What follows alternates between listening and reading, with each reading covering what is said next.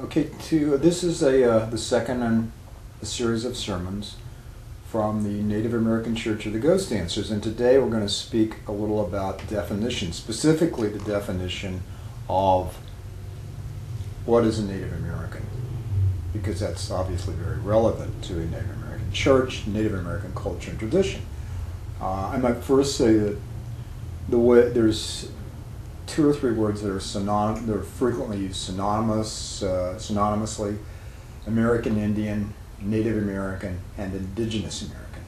When we use the term American Indian, we're essentially applying it specifically just to people indigenous in the area of the nation state of the United States. Native American is a little bit more expansive.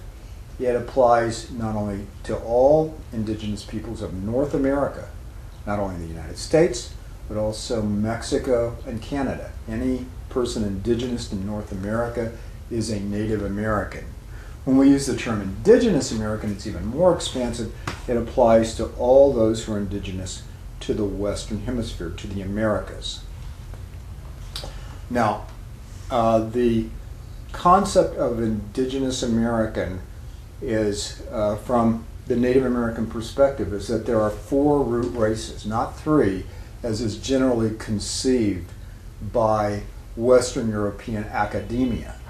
And they do this to sort of marginalize and minimalize the fourth root race, the red or American root race, so that they can declare them as sort of a feral species and have a pretext to disenfranchise them and confiscate their property and disenfranchise them of their cultural traditions. This has been largely done from my estimation, from my perspective. That's the reasoning behind it. So Native Americans believe that there are four root races, and that's what we adhere to traditionally in this church, that there is a black, a white, a red, and a yellow, appertaining to the continents of Africa, Europe, Asia, and the Americas, respectively.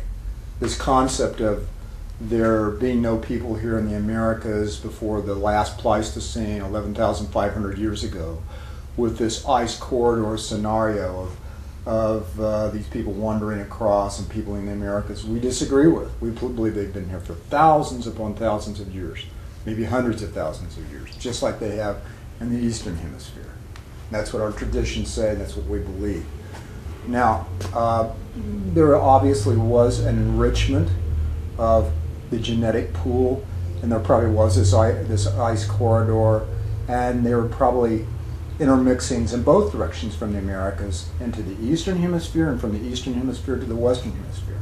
It's also been hypothesized by such people as Thor Heyerdahl that there was a immigration from ancient Egypt into the Americas. There's also been hypotheses that there have been immigrations of Phoenicians, of ancient peoples from the British Isles, Prince Madoc, St. Brendan, into the Americas, and obviously the Viking, Eric the Red, Leif Erikson, their expeditions into Vinland, which was essentially the Americas.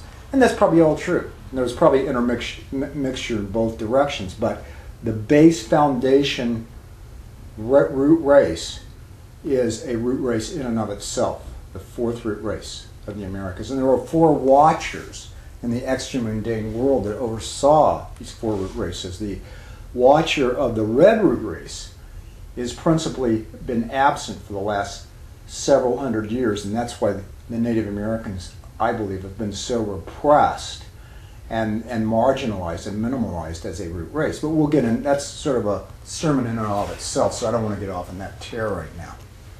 What we're essentially here today to do is to define what a Native American is. And it can be defined pretty much on three levels.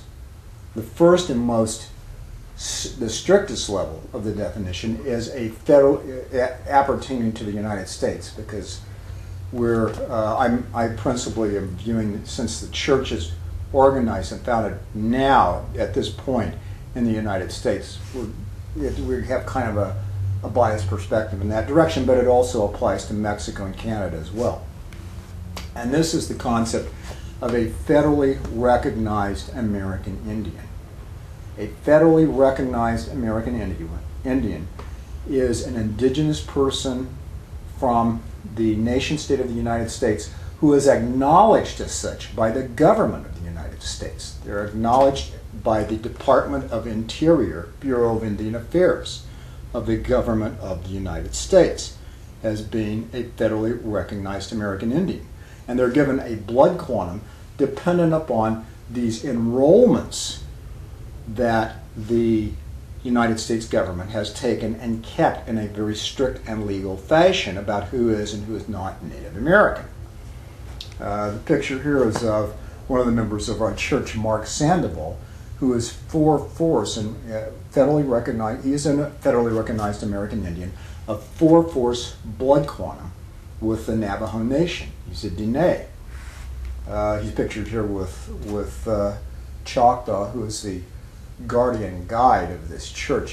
He's a very powerful canine spirit. The canine spirit, especially among the Choctaws, it's very important to have them as a guardian or guide. So he's my principal guardian and guide. Mark just happens to be pictured here with him. When you are acknowledged as a federally recognized American Indian, you're issued a CDIB card. I am also a federally recognized American Indian, and this is my CDIB card. It's issued by the United States Department of the Interior, Bureau of Indian Affairs, and you're given a blood quantum number.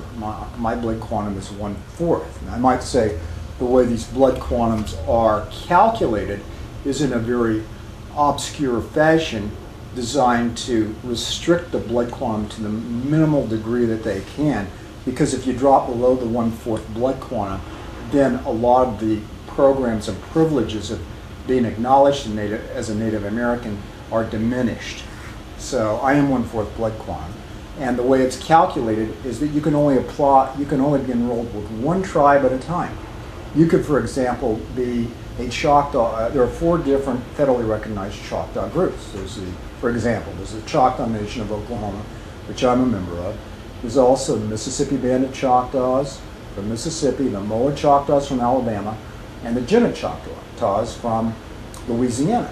Now you could be 4/4, 100% Choctaw, and only be allowed to be registered as 1/4 Choctaw if your grandparents were from one of each of these 4/4. They could be full-bloods from one of each of these Choctaw groupings. So it's a very strict definition designed to limit the amount of blood quantum and therefore diminish the acknowledgement of who is and who is not a Native American.